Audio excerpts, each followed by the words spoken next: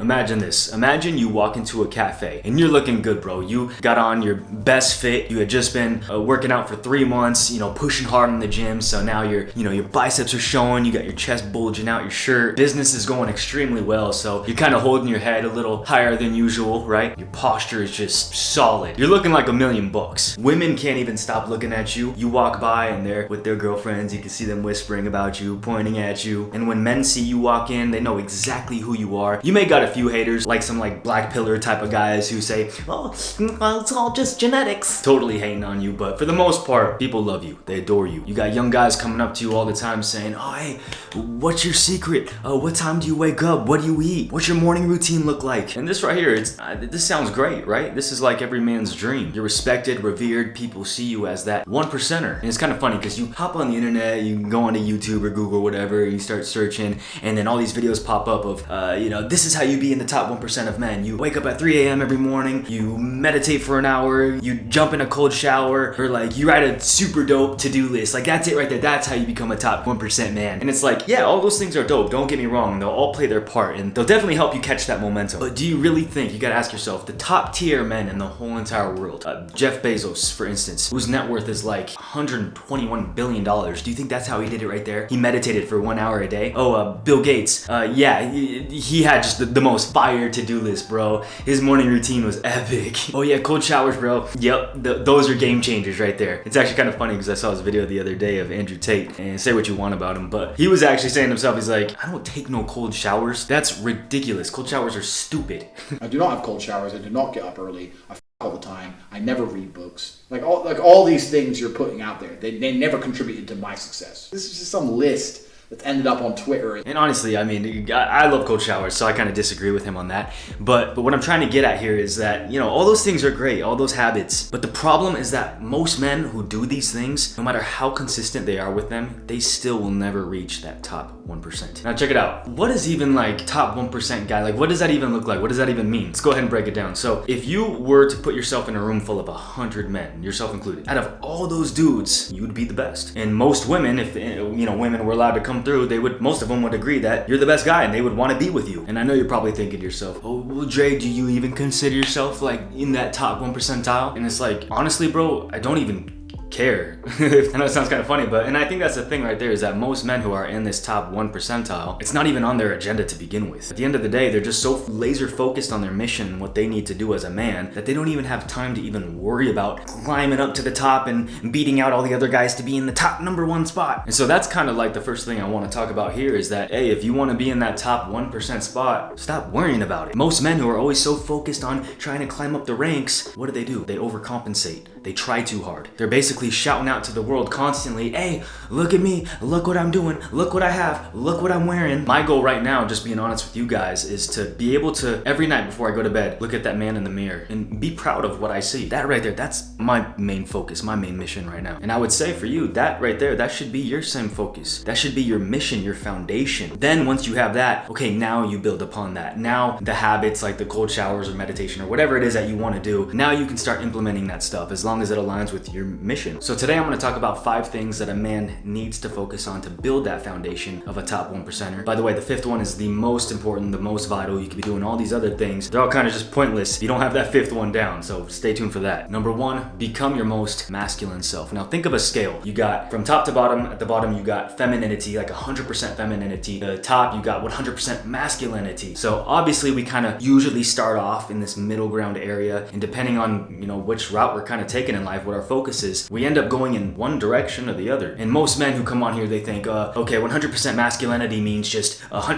aggression. It means yelling and screaming and just attacking, right? Getting angry, getting mad, beating up guys. But actually, if anything, that's kind of more towards the feminine side if you really think about it, because it's what is all that stuff? That reacting. It's kind of just emotional feminine energy, right? Women are more emotional, and that's just doing it in a more masculine way. And then even for the guys who are thinking, masculinity means going to the gym and building up bigger muscles, right? And just making your muscles bigger and bigger and bigger and bigger. But if you actually think about that, that can actually lean more onto the femininity side as well of the scale, right? Because then you become so focused so heavily on your looks, like a chick. Girls are always focused on their looks, looking pretty, looking cute, right? And so when you see men in the gym who are just so focused on their looks all the time, this is actually giving out a little bit of feminine energy. I mean, don't get me wrong, as men, yeah, of course we need to be looking good and pumping iron, getting bigger, obviously. But when you obsess over just that one singular thing, now this can actually become feminine because you're just so worked out about looking cute, right?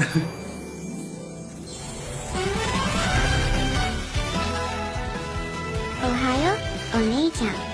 So at the end of the day, it's like, okay, what is it then? What is masculine energy? Masculine energy is freedom, liberty, not just being another NPC mindlessly walking around, not just being the guy who, you walk into Starbucks and all the dudes are like this on their phones, not even paying attention to nothing, not aware of anything. Most of these men, they go back home, they're watching Netflix for 5 hours a night, they're up till like 2 a.m., 3 a.m. in the morning, whacking it to prawn. They're in complete bondage to all these devices and all these addictions, all these things. Meanwhile, all they listen to is what the news is telling them. They just listen to whatever the government tells them to do. They don't even think for themselves because they're just constantly tuned into this thing right here, just following along with what everybody else is doing. And so they're in complete bondage. They have no freedom. They have no liberty. They can't even think for themselves, speak for themselves. So as men, we got to learn how to be free, right? We got to learn how to detach from these things, from these distractions. Only then can you now fully immerse yourself into self-improvement. Only then will those things like to-do lists, writing goals and doing dream boards, doing cold showers, meditating, only then will those things now become effective when you're actually becoming your most masculine self first, which is being free from all the distractions and being free from the matrix, right? I mean, look at all the men in your life currently right now. Look at all the men that you've ever known in your whole entire life. Look at the way that they hold themselves. Look at the way of how they're going about life. What are they doing on a daily basis? Are they waking up every morning and honestly trying to become their most masculine self? Are they waking up, immersing themselves into books, into self-improvement? Are they going to church? Are they setting goals? Are they progressing? Are they doing the necessary steps that it takes? More than likely, you don't even know, besides yourself, you don't even know one guy. More than likely, you'd be lucky to find even one guy besides yourself in your whole life that actually does these things, who's actually trying to become their most masculine self. So by doing the opposite of what those guys are doing, that alone right there can shoot you up to that top tier level. That right there, that's how simple it is. It's not easy, I'm not saying it's easy, but that's how simple the concept is. Now for me, on a personal note, becoming my most masculine self pretty much just means becoming more Christ-like. To me, Christ is the definition of masculinity. I think he portrayed masculinity in the most purest, most perfect way. And so for me, that right there, that's a standard that I look up to, that I try to live my life like. Those are the values that I'm trying to focus and progress in. Integrity, loyalty, honesty, humility, purpose, strength, and love. And not just loving the people that love you back, like your wife, your girlfriend, your kids, God. Like that, all that's good, don't get me wrong, but how about loving the unlovable? That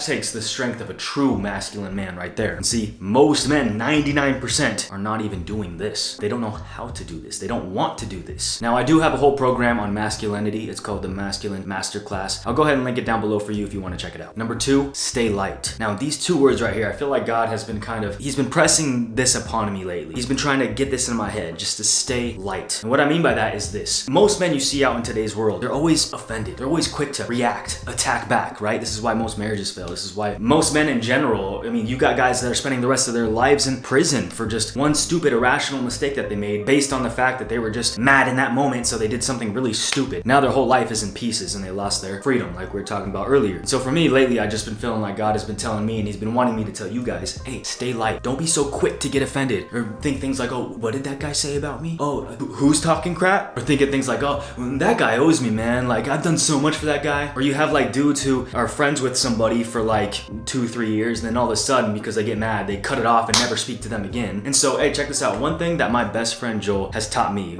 since he's came into my life, he's taught me how to just stay light. Don't get so easily offended. This guy, bro, he's the best at this. He's the best at like just not even worrying about the drama, not worrying about, or even giving a crap about what people think about him, or if anybody says anything that's demeaning or hurtful. This guy, he just stays focused, bro. He does not even worry whatsoever. He stays light. He doesn't carry those burdens and get all sad, get all angry, bitter, down and out. He just stays focused. And honestly, this is something that I've always kind of struggled with myself, especially being here on YouTube. You get a lot of hate comments, and I think think I've told you guys this in the past, that there'd be times where I would legit go through my comments on a video and just look for the bad ones. I would skip past all the good ones, all the compliments and the nice things that people say about me, and just try to find the mean ones so I can attack back and just have a reason to get mad. And that right there, that's just a perfect example of living heavy. I don't want to live heavy anymore. I want to live light. My goal is to be, if I ever do see a hurtful comment, it's just like, no worries, bro. Sometimes I even give it a thumbs up. Like, I just stay light, right? I stay cool. I stay focused on my mission, on my path. I feel like so many of us men, we get sidetracked. We start worrying about these side missions when we should be just focusing on the main mission, the path that God has for us. So what happens is you can fight all these little battles, but then you'll lose the war. One thing my dad's always taught me, and he's always said to me growing up, was choose your battles wisely. If you're all butthurt or mad or,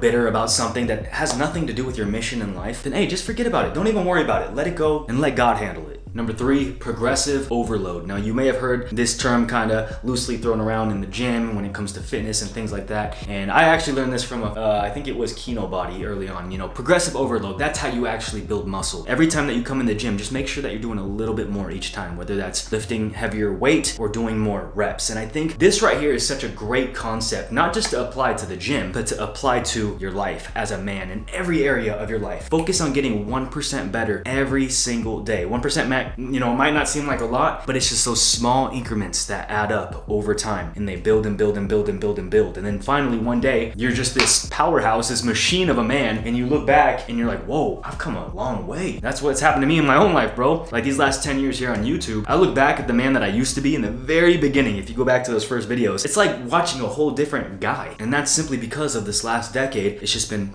progressive overload, just a little bit, 1% better every single day, small but sure. It's like the same thing in the gym. You can't just think to yourself, oh, I'm gonna start benching 225, so you just start doing it. No, you gotta work your way up, and it takes time. It takes duration. You don't just get up to 225 within a week, 2 weeks. This kind of stuff, it takes years. It takes constant repetition over and over and over again. And not only that, but like I said, progressive overload, pushing yourself just a little bit harder every single day, making sure that you're constantly just stepping out of that comfort zone. Guys these days are so afraid to step out in faith. They're so afraid to try something new or push themselves just a little outside of that box. That's why we have a whole world full of just degenerate men. They're not willing to step up to the plate. They're not willing to step outside of their comfort zones. They're not willing to just do that hard work and to stay consistent with it. And now this kind of goes along with number 4, which is take charge. At the end of the day, bro, and this isn't like a relationship video or anything like that, but women, they want a man who can take charge, who can execute, who can make decisions on the spot, make decisions quick. And not all the time are you gonna make the right decisions, but a woman just wants to be able to see you at least take action. She's not expecting you to be perfect and to just always make the right choice, but she is expecting you to make the choice. Most men don't even make the choice. They're the type of guys that'll be like, I'll get to it Monday. Yeah, well, I'll think about it, right? No.